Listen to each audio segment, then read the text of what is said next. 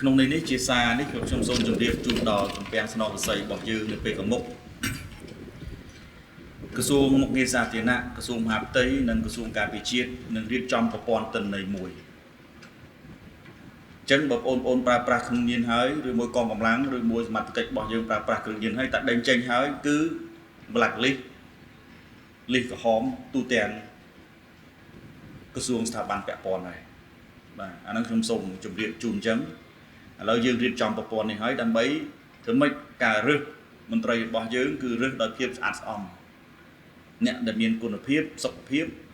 និងគ្មានគ្រឿងញៀនចូលបម្រើកិច្ចការនេះយើងបានធ្វើចិត្តជាងប្រហែលខែចុងក្រោយនេះហើយខ្ញុំគិតថាប្រហែលអាទិត្យខាងមុខនេះនឹងអាចសម្រេចបាននៅប្រព័ន្ធនេះរួមដើម្បីចែករំលែកបទពិសោធន៍ទៅតាមបណ្ដាក្រសួងស្ថាប័នពាក់ព័ន្ធនានាក្នុងការរើសក្របខ័ណ្ឌថ្មីបន្ថែមក្នុងការបំពេញនៅក្នុង